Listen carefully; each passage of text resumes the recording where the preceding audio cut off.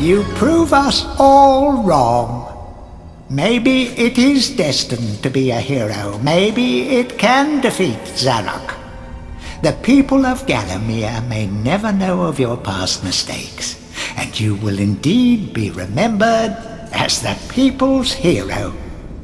Your time in exile is over. Welcome to your new home, Sir Daniel Fortescue.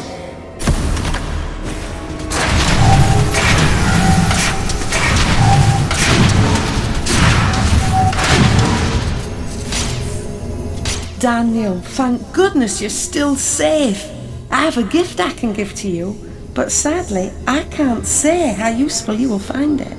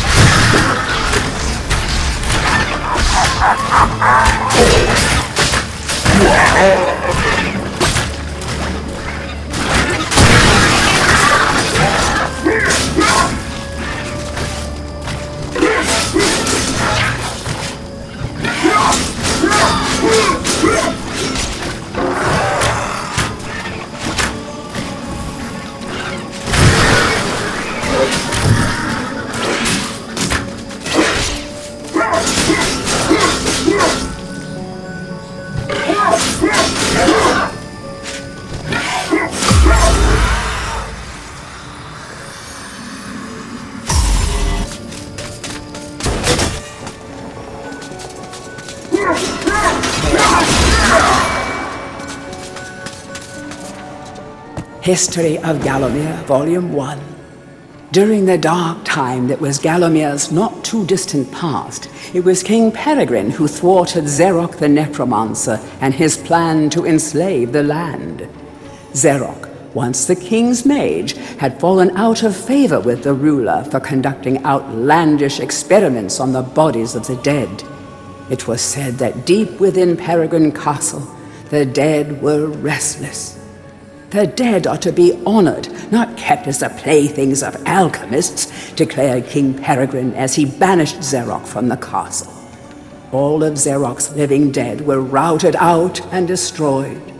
Zarok, being an unforgiving soul, went into hiding and vowed to wreak his revenge on the king. History of Gallomere, Volume 2. Rumors of ill-doing and dark deeds abounded through the land of Gallomere. It was whispered that Zarok had employed the aid of shadowy demons to help build a vast castle. Under the cover of night, Zarok's dark army spilled forth from their corrupt haven. The army marched south across the Silver Mountains and through the Silver Woods. Soon afterwards, even the Pumpkin Lands belonged to Zarok. The folk of Gallows Town cried out for help. "Save us, good King Peregrine." Retaliation was swift and violent. King Peregrine's forces, led by the brave Sir Fortescue, drove Zarok's army back from Gallows Town. Oh, there was much rejoicing, but the war was not yet over. History of Gallomere, Volume 3. News that Zarok's army had now taken the floodlands caused much concern. From this vantage point, Zarok could march west to take the enchanted forest. This sacred place would prove a bitter defeat if it fell into the hands of the evil sorcerer. It was Sir Dan Fortescue who once again led the king's militia to rid the demon host from the land. Yet the evil wizard was cunning and had prepared an ambush. Titanic battle ensued, of which history has never seen the like. It is said that the day would have gone to Zarok, but for the skill and valor of one man. Fortescue led the charge deep into the massed ranks of the undead, felling Zarok's bodyguard, the fearful Lord Kodok, and before finally succumbing to his own mortal wounds, slew the traitorous sorcerer with a mighty sweep of his sword. History of Gallomere, Volume 4. The forces of evil were destroyed, but at a terrible price. None but a handful of the king's militia returned from that field. Gallomere lost a whole generation of young men that day, including Canny Tim, the legendary crossbowman, and Fortescue's second-in-command, who fell in the first volley of arrows. Zarok's body was never found, though if it lies unmourned in an unmarked grave, then no one in Gallomere would shed a tear. The shadow demons that had fallen under Zarok's banner were unnatural creatures that did not belong in the world of mortal men. The king declared that they be banished, entombed under the pure earth of the enchanted earth. Imprisoned within an impregnable box of the king's design, the demons were buried deep underground. Their tomb was sealed with a magical device that has since come to be known as the Shadow Artifact. Tourist's Guide to Gallomere, Part 1. The land of Gallomere is a wondrous land of breathtaking sights and adventure. If it's beauty you are looking for, be sure to check out the sights of the enchanted forest. Scale the heights and see the nests of giant dragon birds. Seek out weird and wonderful plant life. Go ooh and ah at the sight of baby dragon toads splashing about in the crystal clear ponds. Why not take a walk through the Pumpkin Valley? Pumpkin is Gallomere's favorite dish, and about now the valley is just bulging under the weight of young podlings awaiting harvest.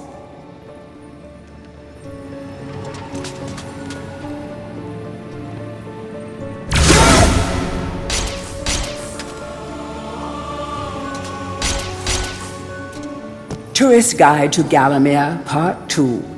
If it's mystery you're looking for, then the seasoned adventurer should travel to the ruins of King Peregrine's castle. Yes, this is the fortress from which the fabled King Peregrine once hailed. It is said that the king's crown was lost in the dungeons below the castle, and that the ghost of the regent himself now haunts these cold stone passageways. Spooky. Why not take the swamps and seek out the mythical town of Mellowmead? This place was once said to be a place of fantastical arcane alchemy, but an age has passed since it was consumed by the murky swamps. Perhaps great treasure awaits any adventurer that can locate its watery resting place. Heroes from History, a retrospective. Chapter 1. In addition to being the strongest man who ever lived, Stanyer Ironhewer was unsurpassed in his skill as a blacksmith. He was equally happy pounding on his anvil at home as he was pounding on someone's head in battle. It was said that his only fear was the end of the village smithy as the focus of manufacture in favor of more centralized units. As if.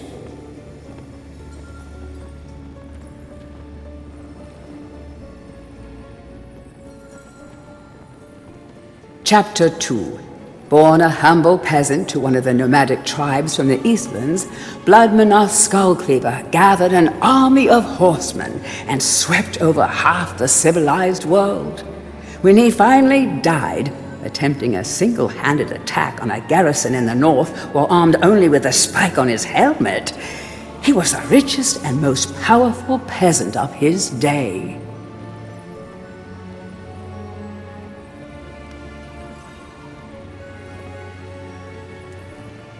Chapter 3. Carl Sterngard spent most of his formative years under siege at his family castle.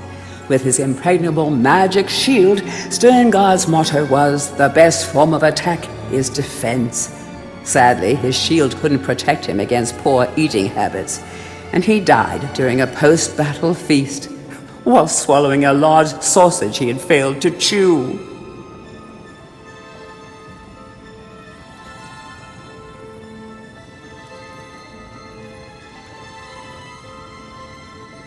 Chapter 4. Truly the hero's hero, Woden the Mighty was fearless, single-minded, and uncompromising. Unbeaten in combat, he inspired raw fear in friends and enemies alike, not to mention in close family members and pets. Chapter 5.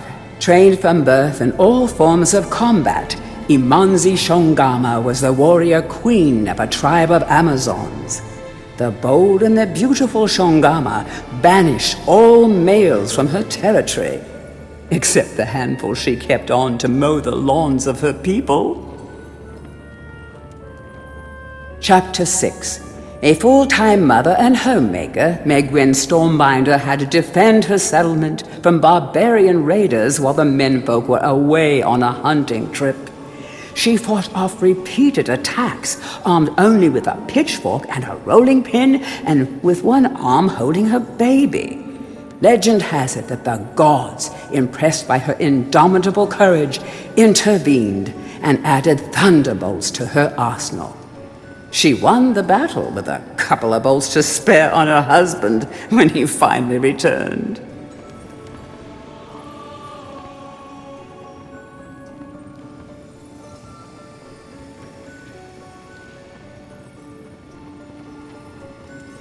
Chapter 7. Dirk Steadfast was a fearsome opponent thanks to his magic sword and a firmly held belief that only women defend themselves. Real men are always on the attack.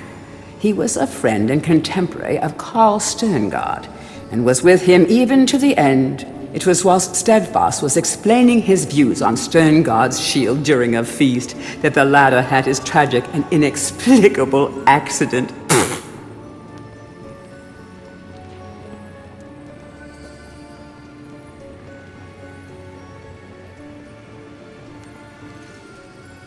Chapter 8. Descended from the finest centaur bloodstock, Ravenhooves the Archer was the last prince of his people. A proud and haughty aristocrat, he was an accomplished hunter, sportsman, duelist, playboy, raconteur, and 3 times Derby winner.